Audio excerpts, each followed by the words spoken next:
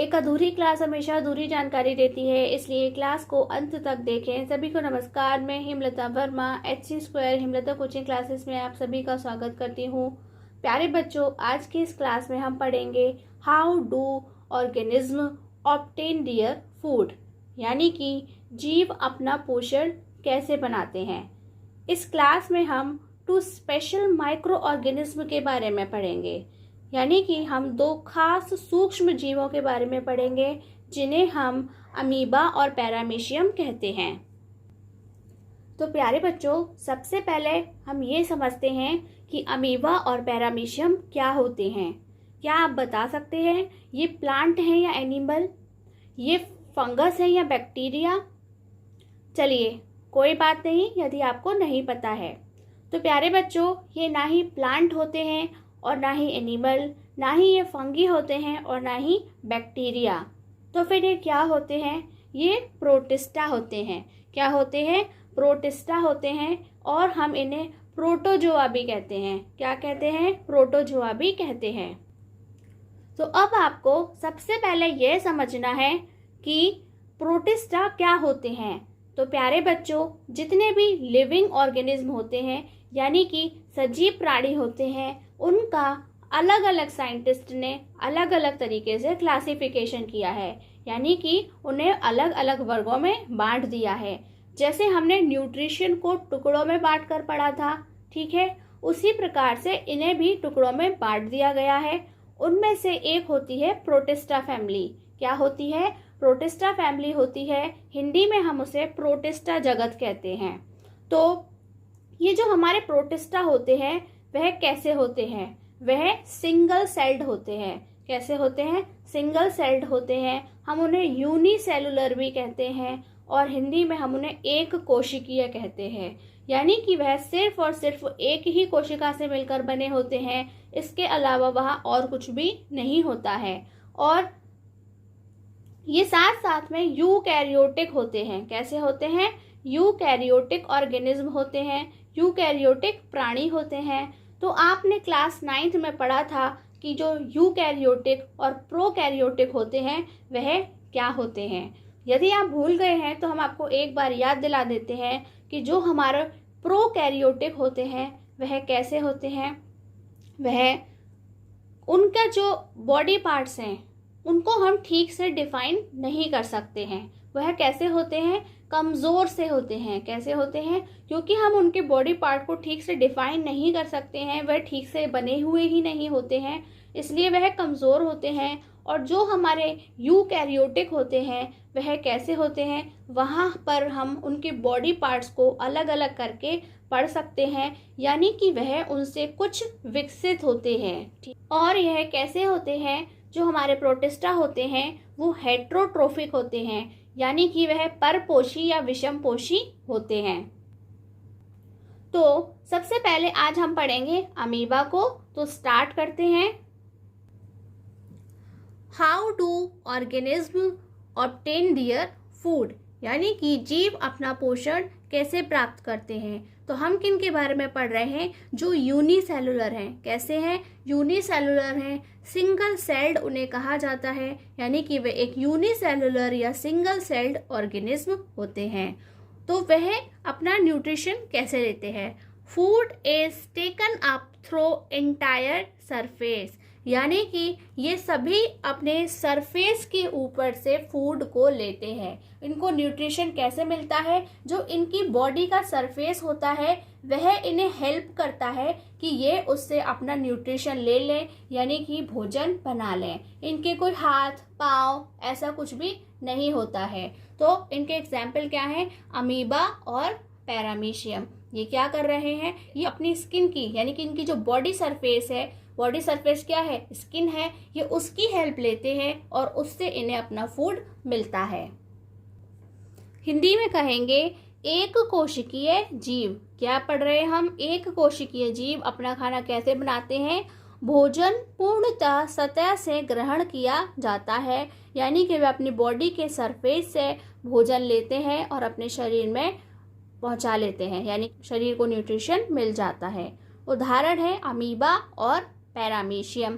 तो तो प्यारे बच्चे आपको याद रखना है कि ये जो पैरामीशियम है हमारा, उसकी जो शेप होती है वह कैसी होती है, स्लीपर जैसी होती है। स्लीपर यानी कि हम जो पैरों में स्लीपर पहनते हैं, जिन्हें हम चप्पल कहते हैं, इनकी शेप उस तरीके की होती है और ये बार बार अपनी शेप को चेंज, मतलब इनकी जो शेप होती है अलग अलग तरह की होती है। तो आपने देखा होगा जो स्लीपर्स होते हैं अलग अलग डिज़ाइंस के होते हैं, बिल्कुल उसी तरह से ये भी अलग अलग डिज़ाइंस में देखने को मिल जाते हैं। और ये जो हमारा अमीबा होता है ये क्या करता है, ये बार बार अपनी बॉडी की शेप को चेंज करता रहता है। ठीक है, इसकी कोई भी एक फिक्स्ड बॉडी शेप नहीं होती है, ये उसे बार बार अपनी ज़रूरत के हिसाब से चेंज करता रहता है। तो सबसे पहले हम किसके बारे में पढ़ेंगे, अमीबा के बारे में पढ़ेंगे। तो जो हमारा अमीबा है प्यारे बच्चे, यहाँ पे आपको जो दिखाई दे रहा है डायग्राम बना हुआ, अभी से बनाना स्टार्ट मत करिएगा। तो प्यारे बच्चों आपको ये देखना है कि इसकी, ये जो हम पहले अमीबा बना रहे हैं उसकी शेप किस तरीके की होती है। तो ये इसकी कोई भी फिक्स्ड शेप नहीं है। क्या है, फिक्स्ड शेप नहीं है। आप इसे अपने अंदाजे से कैसा भी बना सकते हैं। क्या है, कैसा भी बना सकते हैं।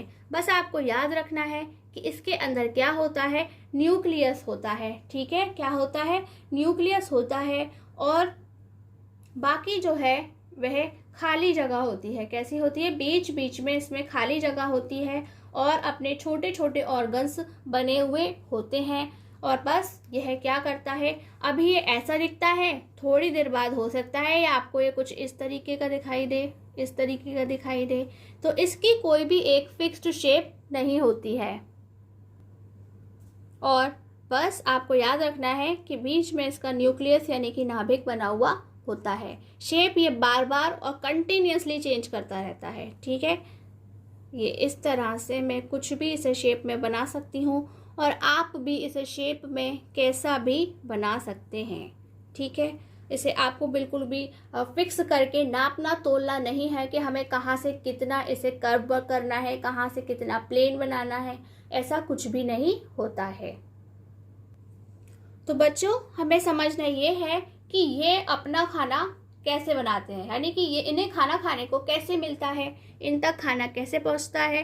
तो ये क्या है, हमारा अमीबा ले लिया है हमने और ये जो अमीबा है इसके बीच में क्या है, न्यूक्लियस बना हुआ है यानी कि नाभिक बना हुआ है। और ये जो हमने बनाया है ये क्या है, इसका फूड है। फूड है यानी कि खाना है। तो हमने यहाँ पे लिख दिया है ये हमारा फूड पार्टिकल है यानी कि भोजन का एक कण है जो कि इसे खाना है। तो ये अपने बॉडी सरफेस की हेल्प से कैसे इसे खाएगा, ये क्या करेगा, अपनी बॉडी की शेप को चेंज करेगा। क्या करेगा, अपनी बॉडी की शेप को चेंज करेगा और इस फूड के पास में ले जाएगा और इस तरह से ले जाएगा जैसे कि ये इसके चारों तरफ से घेर लेगा। क्या करेगा, इसे चारों तरफ से घेर लेगा और उसके बाद ये आपको फिर कुछ इस तरीके का दिखाई देगा। यानी कि ये जो इसका फूड था यानी कि भोजन था, यह अपनी बॉडी को चेंज करके यानी कि अपनी बॉडी की शेप को चेंज करके उसे कवर कर लेगा चारों तरफ से, जिससे ये इसके हाथ से बच करके ना जा पाए। तो ये जो क्रिया है, प्रक्रिया है, इसे हम क्या कहते हैं, स्यूडोफोडिया। क्या कहते हैं, स्यूडोफोडिया कहते हैं। पी यहाँ पर साइलेंट है इसलिए आपको इसका प्रोनाउंसिएशन का ध्यान रखना है। हिंदी में कहते हैं कूटपाद भोजन पकड़ते हुए। ये जो स्यूडोपोडिया है उसे हिंदी में कूटपाद कहते हैं। क्या कहते हैं, कूटपाद कहते हैं। यानी कि अचानक से अपने पैरों को प्रकट कर लेता है और अपने मतलब पैर जैसी शेप बना लेगा और उसके बाद में यह से चारों तरफ से कवर कर लेता है और उसके बाद यह क्या करता है, एकदम से अपने अंदर इसे मिला लेता है। क्या करता है, अपने सरफेस में इस भोजन के पार्टिकल को मिला लेता है। तो आपने देखा होगा कि नेक्स्ट टाइम इसकी शेप फिर से चेंज हो गई है और जो इसका फूड पार्टिकल था वह इसकी बॉडी के अंदर आ गया है। और फिर क्या होगा, ये जो छोटे छोटे एरोज हैं ये इंडिकेट कर रहे हैं, किसको इंडिकेट कर रहे हैं कि ये अंदर आ गया है और अब इसके अंदर क्या चल रहा है, न्यूट्रिशन का काम चल रहा है। और ये जो यहाँ पे खाली खाली जगह आपको दिखाई दे रही है उसे क्या बोलते हैं, फूड वोक्यूल बोलते हैं। क्या बोलते हैं, फूड वोक्यूल बोलते हैं। ये सारा भोजन जो है वह कहाँ जाता है, इन खाली जगहों में जाता है। इन्हें हम हिंदी में खाद्य रिक्तिका, रिक्तिका आप जानते हैं ना, रिक्त स्थान यानी कि खाली जगह। तो ये खाद्य रिक्तिका है, इन खाली जगहों में ही ये खाना जाके चला जाता है, या फिर हम इन्हें खाद्य धानी भी कहते हैं। तो इनको अच्छे से इनके सारे ही नाम आपको याद रखने हैं, और ये यहाँ पे जा करके चला जाता है। फिर देखिए आगे क्या करता है। जब ये इसके अंदर चला गया है तो इस समय इसके अंदर क्या चल रहा है, डाइजेशन हो रहा है। फूड का क्या हो रहा है, डाइजेशन हो रहा है। लेकिन जैसे ही डाइजेशन हो जाता है तो ये जो आपको एरोज हैं जो चारों तरफ दिखाई दे रहे हैं, ये बता रहे हैं कि फूड जो डाइजेस्ट हो गया है, अब इसमें से जो न्यूट्रिशन है वह पूरे के पूरे जो अमीबा है उसके अंदर फैल जाएगा, यानी कि वह इसे ऑब्जर्व कर लेगा, अपने अंदर सोख लेगा। तो हम उसे क्या लिखेंगे, एब्जॉर्प्शन ऑफ न्यूट्रिशन, यानी कि पोषण का ये अवशोषण कर लेगा। जैसे कि हमारी बॉडी के अंदर भी होता है कि फूड डाइजेस्ट होने के बाद में क्या होता है कि उसका जो पोषण होता है वह हमारी पूरी बॉडी में पहुंच जाता है। ठीक है, ऐसे ही इसका भी पहुंच जाएगा, लेकिन इसकी पूरी प्रक्रिया को लिखना भी होता है। ठीक है, तो इसकी पूरी प्रक्रिया को हम एक चार्ट की फॉर्म में कैसे लिखेंगे, अब हम आपको वो सिखाते हैं। यदि बच्चों आपको इसे समझने में थोड़ी भी डिफिकल्टी हुई है, कोई समस्या आ रही है, तो आप हमें कमेंट बॉक्स में पूछ सकते हैं। तो ये जो सबसे पहले क्या है, ये हमारा एक अमीबा है, और अमीबा क्या करता है, स्यूडोफोडिया करता है। क्या करता है, स्यूडोफोडिया करता है, यानी कि वह अपने कूट पाद बनाता है। पाद यानी कि पैर को बोलते हैं। तो एक ये पैर जैसी शेप बना लेता है उसे घेरने के लिए। लेकिन ये कैसे बनती है इसे समझिए, एक्सटेंशन ऑफ सेल मेम्ब्रेन, यानी कि इसकी सेल के ऊपर जो एक पतली सी झिल्ली चढ़ी हुई है, परत चढ़ी हुई है, ये उसे फैला लेता है। क्या करता है, फैला लेता है, और उससे अपनी शेप को बढ़ा लेता है, और बढ़ा करके अपने भोजन तक, यानी कि जो अपने फूड पार्टिकल है उस तक पहुंच जाता है। हिंदी में कहेंगे कि अपनी कोशिका झिल्ली का वह विस्तार कर लेता है। विस्तार करता है यानी कि उसे फैला करके बड़ा कर लेता है। उसके बाद यह क्या कर रहा है, कैप्चर फूड, यानी कि ये अपने भोजन को पकड़ लेता है, और क्या कहेंगे कि अपने भोजन पर कब्जा कर लेता है। उसके बाद जैसे ही ये कब्जा कर लेगा तो क्या होगा, टेक इन, यानी कि यह उसे ग्रहण कर लेगा, ये इसके अंदर चला जाएगा। और उसके बाद क्या होगा कि ये जो टेक इन हुआ है वह कहाँ पर हुआ है, फूड वोक्यूल में हुआ है। कहाँ पर हुआ है, फूड वोक्यूल में हुआ है, यानी कि जो भोजन रिक्तिका थी, जो खाली स्थान पड़ा हुआ था, खाली स्पेस बचा हुआ था, उसके अंदर चला जाता है। उसके बाद डाइजेशन होता है। जैसे हम भी क्या करते हैं, टेक इन करते हैं, यानी कि इंजेशन करते हैं, भोजन अपने शरीर के अंदर पहुंचा लेते हैं। उसके बाद वह क्या होता है, उसमें डाइजेशन होता है। और उसी तरह से यहाँ पर भी डाइजेशन ऑफ फूड लिखना है, यानी कि भोजन का पाचन होता है। लेकिन यह कहाँ पर होता है, इन फूड वोक्यूल्स, यानी कि जो खाद्य धानी होती हैं, खाली जगह जो होती हैं, वहाँ पर होता है। तो प्यारे बच्चों, आपको पता है जब हमारे शरीर में भी फूड का डाइजेशन हो जाता है तो उसके बाद क्या होता है, सारी चीज़ें तो हमें डाइजेस्ट नहीं होती हैं, यानी कि कुछ चीज़ें हमारे शरीर से बाहर निकल जाती हैं। कैसी होती हैं, अनडाइजेस्टेड होती हैं, या फिर वह हमारे शरीर में उसकी कोई ज़रूरत नहीं होती है। और इसके अलावा जो हमने डाइजेस्ट किया होता है, जिसके अंदर पोषण होता है यानी कि न्यूट्रिशन होता है, वह हमारी पूरी बॉडी को मिल जाता है। तो यहाँ पर भी इसके 2 पार्ट्स किए गए हैं। यहाँ लिखा है डिफ्यूजन। डिफ्यूजन का मतलब क्या होता है, चारों तरफ फैला देना, प्रसार करना। ठीक है, diffusion of simple substances in cytoplasm.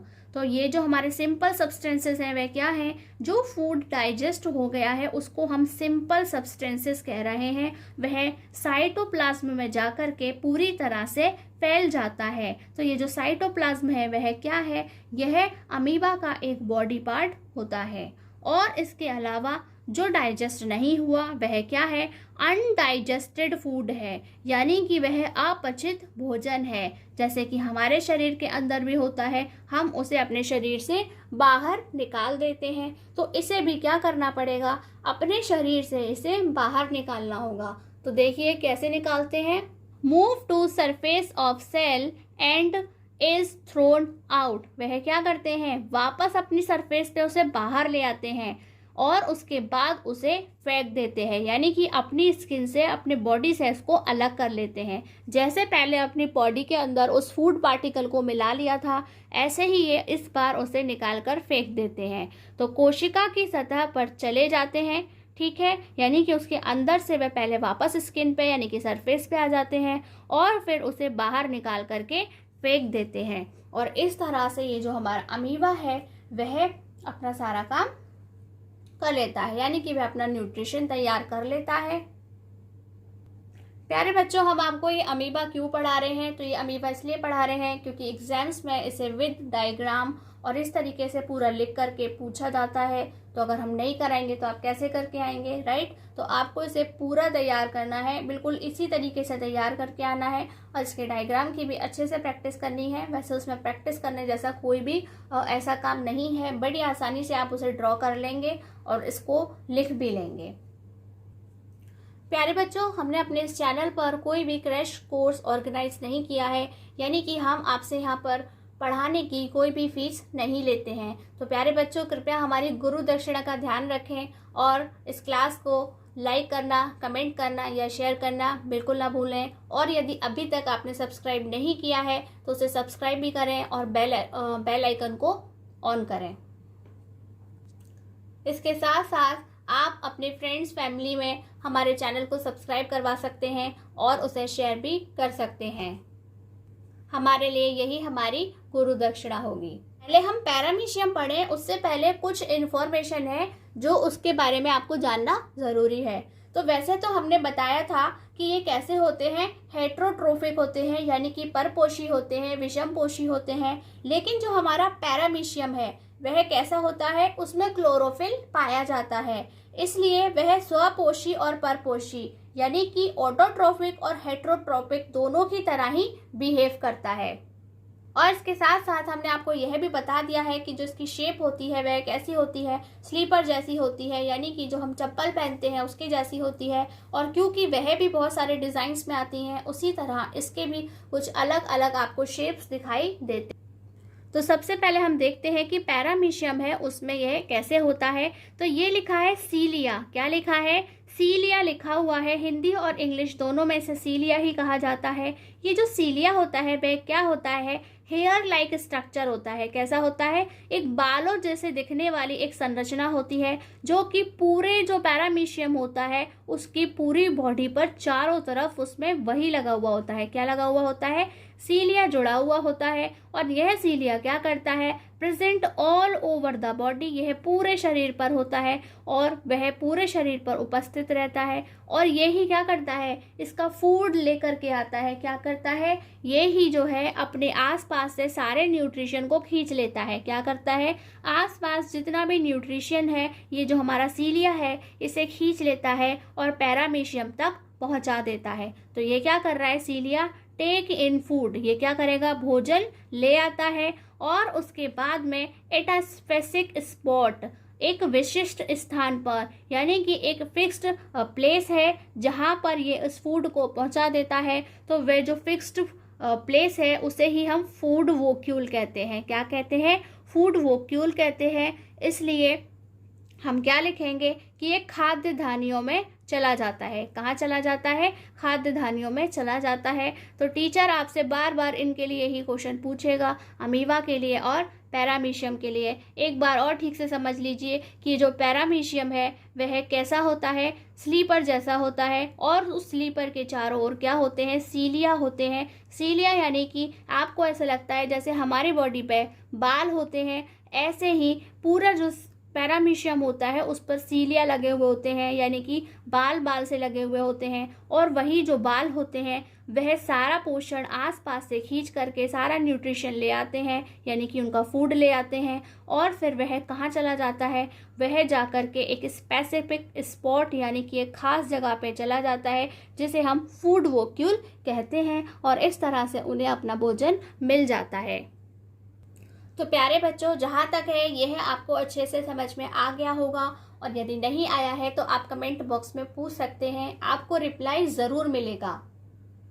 प्यारे बच्चों, एक चीज़ का आपको खास ख्याल रखना है कि जितनी बातें हमने मुंह से बोल करके बताई हैं वह आपको यूजुअली कॉपी पर नहीं लिखनी होती है, लेकिन यदि आप भूल जाएं, आपको ऐसा लगता है कि हम भूल जाएंगे थोड़े दिन बाद, तो आप उन्हें साइड में थोड़ी सी उनकी इन्फॉर्मेशन लिख सकते हैं। अदरवाइज आपकी क्लास तो चैनल पर बनी रहेगी, आप दोबारा आकर के देख सकते हैं। लेकिन एग्जाम्स में आपको जितना लिख करके आना है उतना हम आपको लिखे हुए नोट्स की फॉर्म में ही लिख करके देते हैं, और बाकी सारा एक्सप्लेनेशन जिससे आपको समझ में आए हम उससे आपको मुंह से बोल करके समझाते हैं। तो आपको ये बिल्कुल नहीं सोचना है कि मैम बहुत कम नोट्स दे रही हैं, मैडम उतने ही नोट्स दे रही हैं जितना एग्जाम में लिखना होता है। लेकिन बाकी का जो समझाना है हिस्ट्री के साथ में, उसकी जो भी हिस्ट्री पीछे रही है उसको आपको स्टार्टिंग से समझ में आए, उसके लिए हम आपको ज़्यादा से ज़्यादा एक्सप्लेन करने की कोशिश करते हैं, ताकि आपको ऐसा ना लगे कि ये हमें बिल्कुल भी समझ में नहीं आया है। प्यारे बच्चों, डू रिमेम्बर, याद रखिए, आज का काम आज ही खत्म करिए, कल के लिए बचाकर कुछ मत रखिए। आज की क्लास में बस इतना ही। नमस्कार, धन्यवाद।